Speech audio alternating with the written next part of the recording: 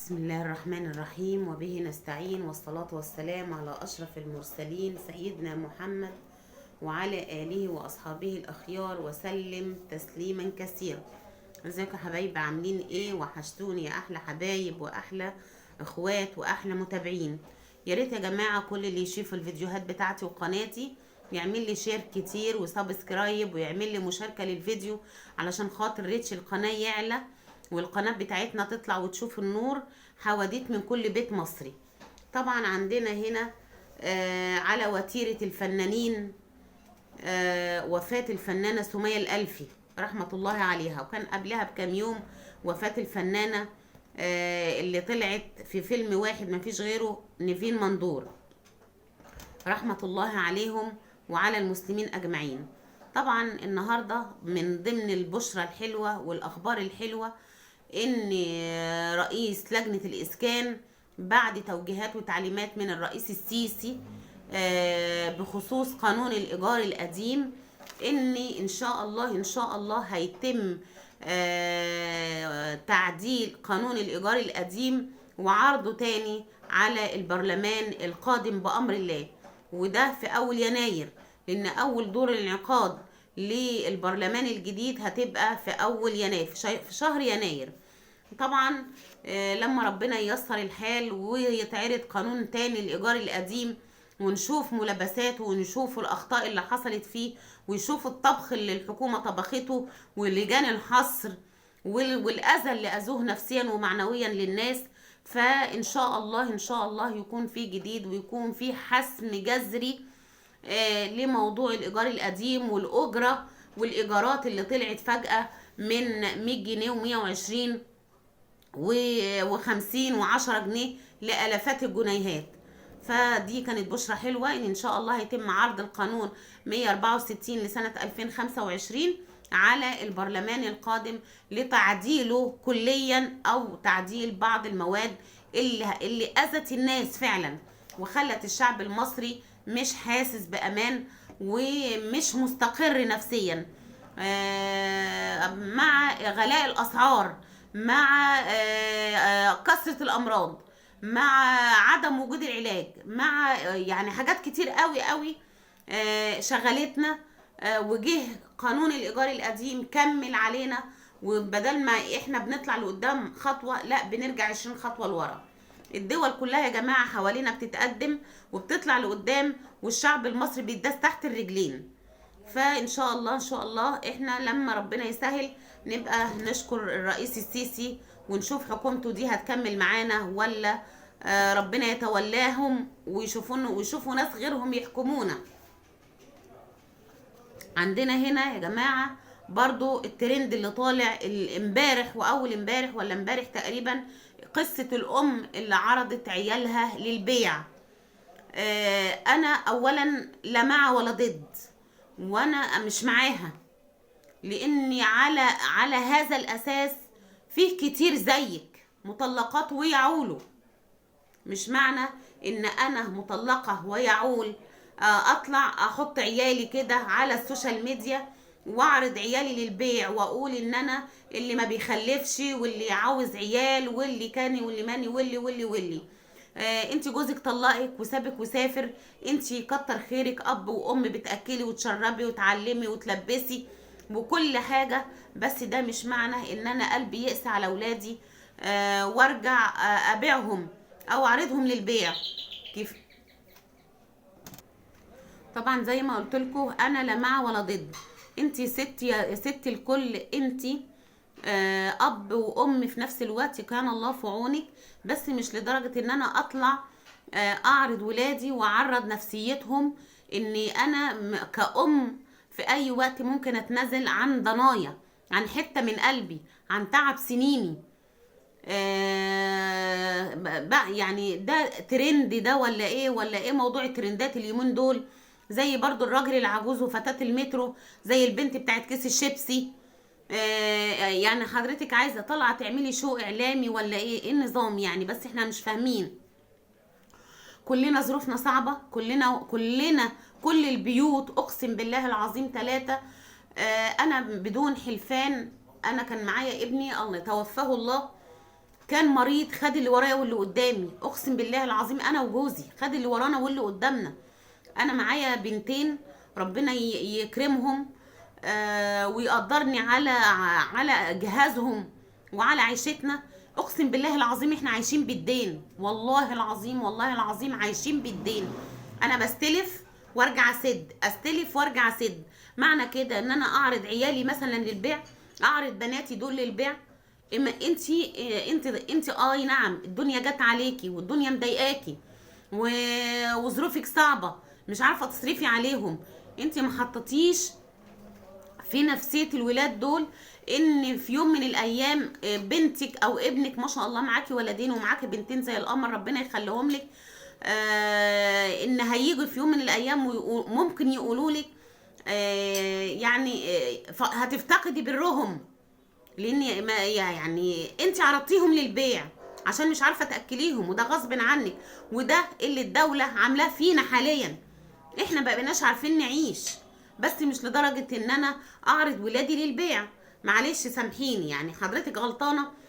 والمداخلات والناس كلها عماله تتكلم عنك والشو الاعلامي اللي حصل، ربنا يكون في عونك وربنا معاكي. بس انا ما ايدتكيش في الموضوع ده بصراحه. مهما تكن ظروفي صعبه انا اشتغل واجاهد وربنا هيكرمني. وبس انا معرضش ولادي او نفسيه ولادي لحاجه تتحسب عليا طول العمر، ودي فعلا اتحسبت عليكي كأم طول العمر. سامحيني انا مش مأيداكي في الموضوع ده. عندنا هنا بقى برضو على وتيرة قصة الأمهات الجبابرة. انتوا فاكرين قصة محمود؟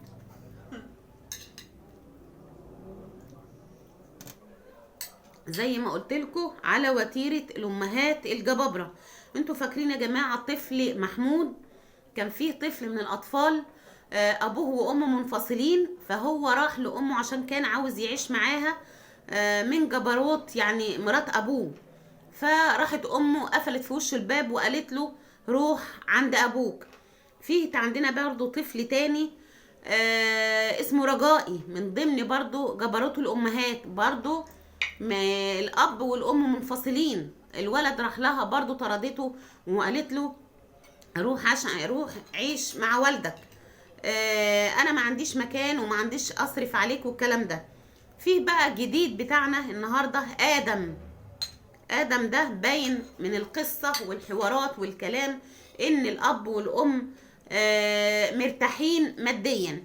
المهم الاب والام اتفصلوا عن بعضيهم، وجه الاب تقريبا خد للام دي شقه علشان خاطر ولادها يعيشوا فيها بكرامتهم. المهم خدت الولاد قعدوا معاها فترة من الوقت، وبعد كده سابتهم لستهم وجدهم. قعدوا معاهم شوية، وجات التيتا وجده بقى عاملوا العيال أسوأ معاملة، وكل ما يكلموا الولد يقولوا له انت شكل ابوك، روح انت شكل ابوك، ويشتموه. لدرجة ان هم في وقت من الاوقات طردوهم من البيت الساعة 3 الفجر. فطبعا الولد خد بعضه وراح لأبوه، وأبوهم خدهم وقعد معاهم. قصة كده أنا مش عارفة لها معنى ولا عارفة لها أول من آخر. عايزة أقول يا جماعة انتوا مش قد المسؤولية وقد الخلفة وقد الجواز، ما تتجوزوش، لأن ما بيدفعش تمن ده غير الأطفال وغير العيال. ده طلب مني بعد اذنكم، يعني اللي هي شايفة نفسها مش قد المسؤولية ولا قد مسؤولية البيت والراجل والعيال والخلفة، يا ريت ما يخلفش. فيا ريت يا جماعة الام اللي شايفة نفسها مش هتبقى قد المسؤولية او من البداية كده، يا ريت لا تخلف ولا تتجوز، تقعد في بيت ابوها اكرم لها وحفاظا على الاطفال اللي هم بيضيعوا ما بين الاب والام. وزي ما قلت لكم ان الاب باين عليه عيشته مرتاحه والام عيشتها مرتاحه، لان من كلام الولد بيقول لها انا هروح الرحله مع بابا، وهي راحت المدرسه شوهت صوره الولد قدام زمايله في المدرسه. والاطفال او الاولاد في المدرسه بيقولوا له انت ليه ما بتسالش على والدتك، والحكايه والروايه. المهم خدوا بعضهم وراحوا الجنينه وطلبوا الواد، راح معاهم، لقى ام والولد موجوده في الجنينه. فبيقول لها انت ما قلتليش ليه انك انت جايه؟ قالت له انا مش جايه لك انت، انا جايه لاخوك الصغير. فطبعا شافت ابنها الصغير والولد من لهفته عليها وعياط خديني معاكي خديني معاكي والكلام ده، وفي نفس الوقت الولد جاله تشنجات وهي قلبها ده حجر، سابت الولد ومشيت. فانتي يا تحافظي على الشوية اللي موجودين والشعرة اللي موجودة ما بينك وما بين ولادك حتى بعد الانفصال، يا تنقطع عنهم تماما، سيبيهم لأبوهم بقى وسيبيهم يواجهوا مصيرهم. وانت عماله تقولي له انت شكل ابوك، وست وجده انت شكل ابوك، يا ست شكل ابوه، امال اللي ما يطلعش لامه وابوه هيقولوا منين جابوه؟ ما لازم يكون شكل ابوه، هيجيبوا منين؟ فارحميه وارحمته ادميه الطفل ادم، وارحمي طفولته، يا تعامليه معامله حسنه يا تسيبيه في حاله، هيلاقي مصيره بقى، والله المستعان. عندنا هنا بقى اخره الرشاوي واخره المسؤولين. طبعا زي ما انتم عارفين من المحافظ دمياط اتقبض عليه من كام يوم كده من الديوان للكلبش، اتقبض عليه هو ومجموعه من ديوان المحافظه، وقالوا ان هو بيتلقى رشاوي. طبعا لما يكون حميها حراميها، احنا الغلابه هنروح فين؟ لما يكون محافظ زي محافظ دمياط ايا كان، مش عارفه اقول ايه يعني، واحد زي دوت مسؤول عن محافظه بالكامل بياخد رشاوي ويتلقى رشاوي، ما بالك المسؤولين اللي تحتيه بقى هيعملوا ايه؟ فضيحه محافظ دمياط من الديوان لوراء القضبان. يعني دلوقتي انت في السجن، تاريخك اللي فات ده كله، ان كنت انت في الجيش ولا ان كنت كذا ولا كذا، انا مش عارفه اي تفاصيل، بس انا بتكلم على المسؤولين اللي ماسكين الدوله. لما المسؤولين بيعملوا كده، امال الصغيرين يعملوا ايه؟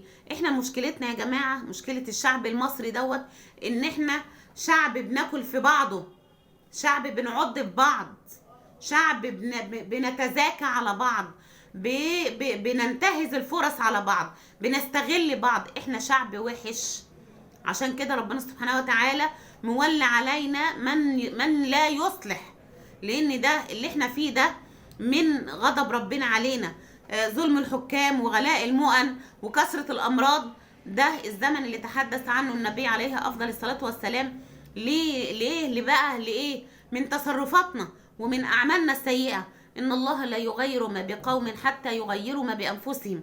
احنا ما كناش نتقي الله في بعض، ما حدش هيتقي الله فينا.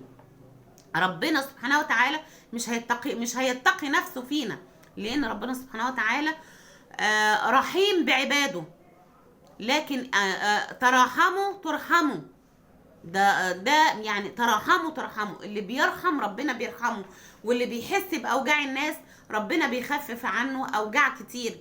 وعايزه اقول الحكومه لا دريانه بينا ولا حاسه بينا ولا حاسه باوجاعنا ولا حاسه باي حاجه، ربنا يبتليهم كل المسؤولين اللي يقتروا عيشه الناس. حسبي الله ونعم الوكيل، حسبي الله ونعم الوكيل، فوضت امري لله.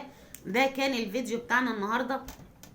يا ريت اللي يشوف الفيديو يعمل لنا لايك للفيديو واشتراك في القناه، يا احلى حبايب واحلى متابعين. استودعكم الله الذي لا تضيع ودائعه، رجاء من اخواتي وحبايبي اللي بيشوفوا فيديوهاتي وبيشوفوا قناتي، شير كتير قوي ومشاركه كتير قوي علشان الفيديو يوصل لاوسع نطاق والقناه بتاعتنا توصل للنور. شكرا ليكم والسلام عليكم.